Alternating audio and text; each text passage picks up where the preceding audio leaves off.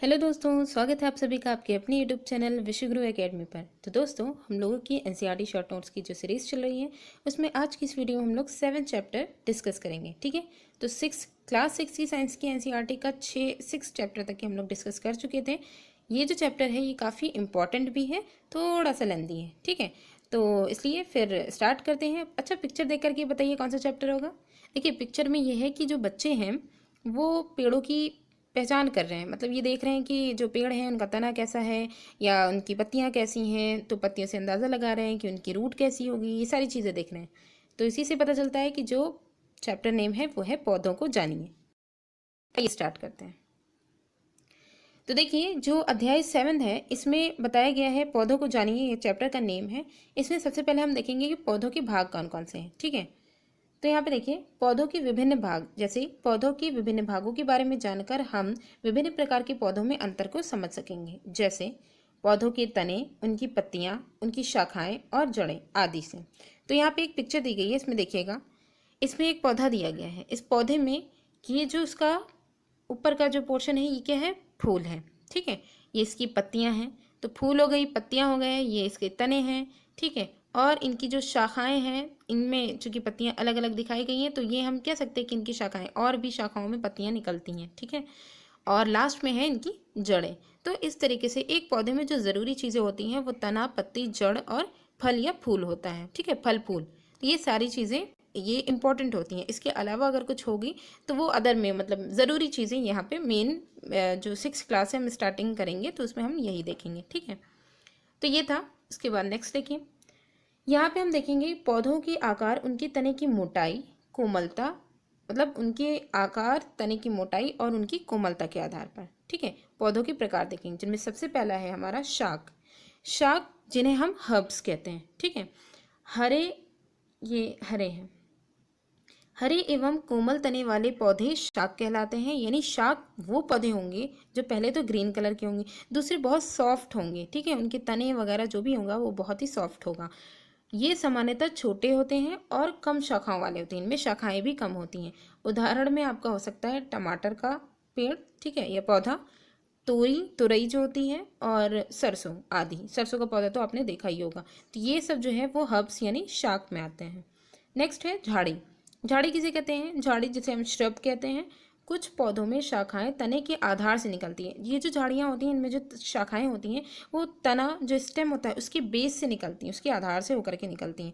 और इनका जो तना होता है वो कठोर होता है, परंतु मोटा नहीं होता है। कठोर होता है लेकिन मोटा नहीं होता है। ठीक है, जैसे उदाहरण के तौर पे आप देख सकते हैं नींबू का पौधा, मेहंदी का पौधा, थोड़ा सा मतलब डंठल आ जाती है लेकिन मोटे नहीं होते हैं। ठीक है, तने, गुलाब आदि। ठीक, ये किस में आ जाएगा? श्रब्स में आ जाएगा। इसके बाद आते हैं वृक्ष। तो वृक्ष जो है जिनको वही ट्री, ठीक है, तो ये वो पौधे होते हैं, इनके जो तने होते हैं वो सुदृढ़, काफ़ी जो है मजबूत होते हैं, गहरे होते हैं। यानी इनकी जो जड़ें होती हैं वो काफ़ी गहराई में जाती हैं। इनमें शाखाएं तने के ऊपर भाग से, यानी स्टेम काफ़ी ऊपर तक के जाएगा, उसका जो टिप वाला पोर्शन होगा वहाँ से इसकी शाखाएं निकलती हैं। ठीक है, और ये जो पेड़ होते हैं यानी वृक्ष जो होते हैं वो बहुत ऊंचे होते हैं। ठीक है, इनकी हाइट भी होती है अच्छी खासी। तो इस तरीके के जो पौधे आपको देखने को मिलेंगे वो वृक्ष कहलाते हैं। उदाहरण के तौर पे आप देखिए, आम है, बरगद है, नीम है आदि। ठीक, तो ये जब भी हम लोग पौधों के प्रकार, उनके आकार, मोटाई और कोमलता के आधार पर, तनों के आकार, मोटाई, कोमलता, सीधी सी बात कहेगी। ठीक है, इसके आधार पर जब भी हम देखते हैं तो हमें 3 प्रकार के ही देखने को मिलते हैं। लेकिन अदर कुछ और भी हैं इसके अलावा, जिनको भी हम यहाँ पे देख लें, जिनमें से एक यहाँ पे है, नेक्स्ट वाला हम नेक्स्ट वाले में देखेंगे। ठीक है, इसमें देखिए विसर्पी लता। विसर्पी लता जिसे हम क्रीपर्स बोलते हैं। ठीक है, कुछ पौधों के तने सीधे खड़े नहीं हो सकते हैं, यह भूमि पर फैल जाते हैं। तो ये थोड़े से इनके तने जो होते हैं वो कमज़ोर होते हैं, इसलिए सीधे खड़े नहीं हो सकते अपने आप से, तो बिल्कुल भी नहीं। तो ये ज़मीन पर ही फैल जाते हैं। ठीक है, एग्जाम्पल आप देख सकते हैं लौकी, कद्दू, तरबूज आदि। ये सारे यहाँ पे आपके एग्जाम्पल हो जाएंगे। अब यहाँ पे कुछ की यहाँ पे पिक्चर्स दी गई है, उसे आप देख लीजिए, फिर नेक्स्ट डिस्कस करते हैं। ठीक है, तो अभी तक के हम लोग ने जो देखा था, सबसे पहले हम लोग ने देखा शाक यानी श्रब के हर्ब्स के बारे में देखा। तो आप इस तरीके का पौधा जहाँ पे भी देखेंगे वो आप हर्ब्स कहलाती हैं। ठीक है, शाक कहलाती हैं। फिर उसके बाद आती है झाड़ी, श्रब, इस तरीके का पौधा, नींबू वगैरह के पौधे इसी तरह से होते हैं, और ट्री ये होती है। ये तीनों मेन हो गए। ठीक है, इसके अलावा जो हम लोग ने विसर्पी लता देखा, ठीक है। तो ये जो क्रीपर्स में होते हैं वो इस तरह से ज़मीन पर पूरे फैल जाते हैं, ठीक है। तो ये विसर्पी लता अक्सर करके कद्दू वगैरह जो है उनकी इसी तरीके से आपने खेती में देखा होगा। ये देखिए यहाँ पे दिख भी रहा है, ठीक है। एक और यहाँ पे है, इसे कहते हैं आरोही लता। ये वाला जो है इसको आरोही लता कहते हैं। इस तरीके के जो पौधे होते हैं इनको बस थोड़ा सा सपोर्ट चाहिए होता है। आरोही लता के बारे में आगे हम लोग पढ़ेंगे थोड़ा सा, ठीक है। तो ये चीज़ हो गई। अब आगे देखिए, यहाँ पे है तने, पत्ती और जड़ों के प्रकार और उनके कार्य। तो तने, पत्ते और तने, पत्ती और जड़, इनके कार्य के बारे में पढ़ने से पहले एक जो हमारा छोटा सा पोर्शन बच गया था आरोही लता, इसके बारे में देख लेते हैं। आरोही लता यानी कि जो मतलब यहाँ पे एक तरीके से क्लिम्बर्स इन्हें कह देंगे, ठीक है। तो ये जो क्लिम्बर्स होते हैं ये क्या होते हैं, कुछ पौधे सहारा मिलने पर ऊपर की ओर चढ़ जाते हैं, ये आरोही कहलाते हैं, आरोही लता, ठीक। ये शाख, झाड़ी और पेड़ों से भिन्न होते हैं। उदाहरण के तौर पे जैसे कि अंगूर है, खीरा है, मनी प्लांट है, ठीक। ये सब पौधे जो होते हैं इनको अगर थोड़ा सा सपोर्ट मिल जाए तो ये ऊपर की ओर चढ़ जाते हैं, ठीक। तो ये हो गया। अब आरोही के बाद अब मेन आता है हमारा जो मेन पोर्शंस हैं, ठीक है। तनों के कार्य, अभी तक हम लोग ने जो पौधों के प्रकार थे वो हम लोग ने देख लिए क्योंकि ये ज़रूरी था इन्हें जानना, ठीक है। इनके एग्जाम्पल्स बहुत ज़रूरी होते हैं। अब मेन है तनों के कार्य। तनों में तना जो होता है उसमें पत्तियां, शाखाएं, कली, फल, फूल, मेनली अगर देखा जाए तो पौधे के ऊपर के जितने भी इंपॉर्टेंट पोर्शंस होते हैं वो सब तने से ही अटैच रहते हैं, या यूं कहें कि तने में ही निकलते हैं। तो आपकी पत्तियां, शाखाएं, कली, फल और फूल ये सब किस में होंगे, तने में होंगे, ठीक है। सामान्यतः पौधों में तना जल के संवहन का कार्य करता है, जल को ले जाने का, ट्रांसपोर्ट का काम करता है, तथा जल में विलीन जो खनिज होते हैं उनको भी पौधे के विभिन्न भागों तक ही पहुंचाता है, ठीक है। जल में घुले हुए जो खनिज लवण होते हैं। अब ये तो मेन हमारा काम हो गया तनों के कार्य के बारे में। तनों का जो संवहन होता है वो हम एक पिक्चर देखेंगे, उसमें अपने आप पता चल जाए किस तरीके से ये वाटर का ट्रांसपोर्ट करते हैं, ठीक। इसके बाद आती है पत्तियों के प्रकार एवं कार्य। सबसे पहले हम देखेंगे पत्तियां सामान्यतः शिराविन्यास के आधार पर दो प्रकार की होती हैं। शिराविन्यास मतलब जो उनके पत्तियों में जो जाल, मतलब शिराओं का जो पूरा जाल बिछा रहता है, उनका जो अरेंजमेंट होता है उसके बेस पे दो तरीके की पत्तियां होती हैं, ठीक है, हर पौधे में। पहली होती है जालिका रूपी शिराविन्यास, जाल जैसा बना रहता है। इन पत्तियों में मध्य शिरा के दोनों ओर शिराओं का जाल होता है। एक मेन शिरा होती है और उसके दोनों तरफ एकदम जाल की तरह जो है वो सारी शिराएं जो है वो फैली रहती हैं, ठीक है। इसके अलावा दूसरी जो होती है वो समांतर शिराविन्यास। समांतर शिराविन्यास जो होती है इनमें शिराएं जो होती हैं वो एक दूसरे से के समांतर होती हैं, ठीक है। अब ये जो पत्तियों का पिक्चर है उसमें देख करके क्लियर हो जाएगा इसे, ठीक है। तो दो तरीके का पत्तियों में जो शिराएं, जो वेन्स होती हैं उनके अरेंजमेंट के बेस पे दो तरीके की होती हैं। नेक्स्ट देखिए, अब हम पत्तियों के कार्य देख लेते हैं। पत्तियों के कार्य में पत्तियां वाष्पोत्सर्जन की जो क्रिया होती है इसके द्वारा अनावश्यक जल जो पौधों में होता है उसे वातावरण में ये छोड़ देती हैं, ठीक है। पहला काम तो इम्पोर्टेंट इनका ये हो जाएगा, किसके थ्रू छोड़ती हैं, स्टोमेटा के थ्रू, ठीक है। उसके बाद है पत्तियां भोजन का निर्माण वाष्पोत्सर्जन की क्रिया द्वारा करती हैं। सॉरी, यहाँ वाष्पोत्सर्जन नहीं होगा, यहाँ प्रकाश संश्लेषण होगा, ठीक है, प्रकाश संश्लेषण, ठीक है।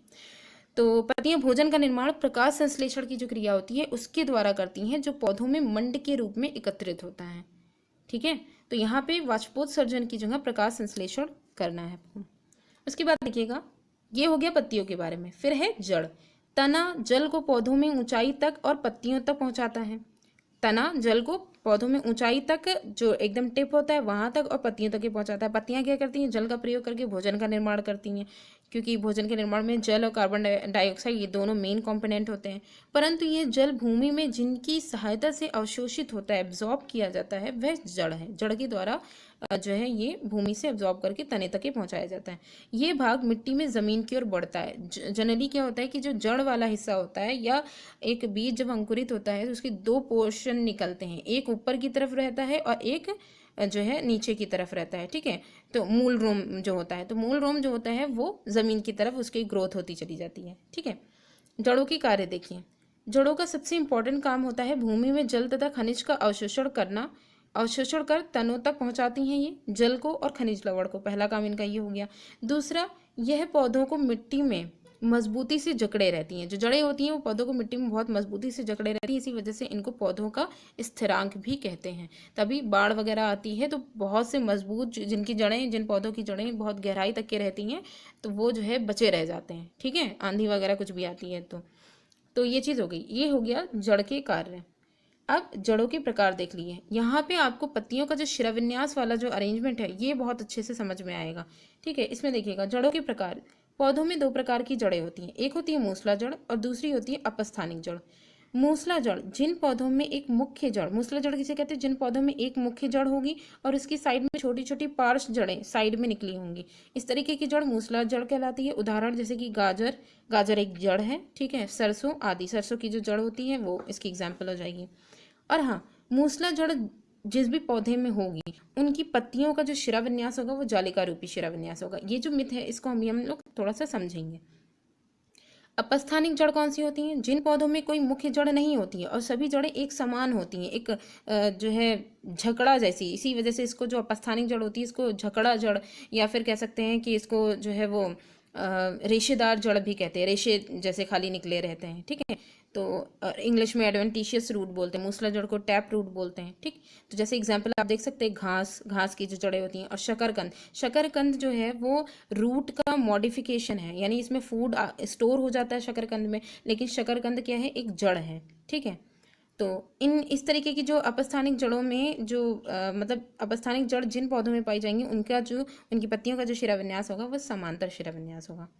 नोट में देख लीजिए, नोट में ही ये बात पूरी क्लियर की गई है कि पौधों की पत्तियों को देख करके, जैसे जनरली क्या है कि जड़ें तो हमें पता, जब तक कि हम पौधे को निकालेंगे नहीं तब तक कि हमें पता ही नहीं चलेगा कि इसकी जड़ कैसी है। ठीक, तो यहाँ पे ये जो कन्फ्यूज़न है इसको क्लियर करने के लिए बहुत ही अच्छा तरीका है कि पौधे की पत्तियों को देखकर हम जड़ों के प्रकार को बता सकते हैं। जिन पौधों की पत्तियों का शिरा विन्यास जालिका रूपी होता है उनकी जो जड़ें होती हैं वो मूसला जड़ होती हैं। ठीक है, जिनका जालिका रूपी होगा उनकी जो जड़ें होंगी वो मूसला जड़ होंगी। जिनका समांतर शिरा विन्यास होता है, जिन पौधों की पत्तियों का समांतर शिरा विन्यास होता है उनकी जो जड़ें होती हैं वो अपस्थानिक जड़ें होती हैं, एडवेंटिशियस रूट होती हैं। ठीक है, तो ये जो कन्फ्यूजन थी वो भी यहाँ पे क्लियर हो गई। अब यहाँ पे पिक्चर देख लेते हैं। तो देखिएगा, सबसे पहले हमने जो तने का कार्य पढ़ा था उसमें देखिए तने का कार्य, तना क्या करता है, खनिज लवण और जल का संवहन करता है। तो इसके लिए एक एक्सपेरिमेंट किया गया कि क्या वाकई में ये ऐसा करता है। तो इसके लिए देखिए क्या किया गया कि जो तना है उसको उसके जो साइड से इस तरीके से कट करके जो है इसको उठा करके एक किसी भी रेड कलर का सोल्यूशन जो था उसमें रख दिया गया। ठीक है, इसकी रूट को निकाल करके। ठीक है, उसके बाद क्या हुआ, कुछ घंटों या जो है एक दिन का गैप लेकर के फिर हमने देखा कि जो तने की जो ऊपर वाली टिप है उसको जो हमने काटा या बीच का कोई भी पोर्शन जो हमने काटा, तो ये जो है अनुप्रस्थ काट दिखाई गई है तने की। ठीक है, क्योंकि तने में क्या होते हैं, तने में हमारे जो है वेस्कुलर बंडल्स होते हैं। ठीक है, ये क्या करते हैं, वेस्कुलर बंडल ही तो पानी को ऊपर पहुंचाने का, जाइलम फ्लोएम जो होते हैं यही तो पानी, जाइलम क्या होता है, पानी को ऊपर पहुंचाने का काम करता है, पानी का जो है ट्रांसपोर्ट करता है।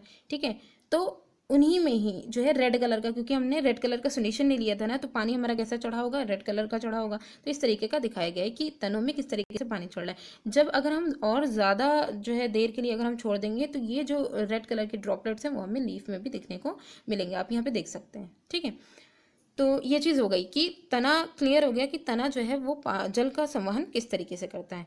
दूसरा हमारा यहाँ पे था कि जो पत्तियाँ होती हैं, पत्तियों के कार्य हम लोग ने पढ़े थे। पहले तो हम लोग ने पढ़ा था पत्तियों के प्रकार की, पत्तियाँ जालिकावत कैसी होती हैं, समांतर शिराविन्यास कैसा होता है। तो जालिकावत शिराविन्यास इस तरीके का होता है, जाल जैसा पूरा बनाए रहती है मेन रिप के साइड साइड में। ठीक है, इधर इधर भी थोड़ी सी ऐसे मतलब जाल जैसा बनाई हुई शाखाएँ निकली हुई। और जो समांतर होती हैं वो एकदम सीधी सीधी इस तरीके से आप देख सकते हैं। ठीक है, तो ये था प्रकार था पत्तियों का। अच्छा, यहाँ पे ये कार्य बताया गया कि जो हरी पत्तियाँ होती हैं वो जो है भोजन का निर्माण करती हैं प्रकाश संश्लेषण की क्रिया के द्वारा, तो उनमें मंड स्टोर होता है। तो इसकी जो है एक यहाँ पे एक्सपेरिमेंट किया गया। क्या किया गया, ये लीफ ली गई, उसको जो है एक बॉयल किया गया। ठीक है, पहले पानी में रख करके बॉयल करने के बाद इसका ग्रीन कलर जो था वो निकल गया। अब इस पत्ती को क्या किया गया, आयोडीन के सोल्यूशन में डाला गया। आयोडीन के सोल्यूशन में जैसे ही डाला तो ये पत्ती का जो कलर है वो बैगनी रंग का हो गया। ठीक है, तो बैगनी रंग से ये पता चलता है, क्योंकि बैगनी रंग का हम लोग ने पढ़ा था कि जो स्टार्च की जो टेस्टिंग होती है उसकी पहचान होती है कि उसमें स्टार्च मौजूद है।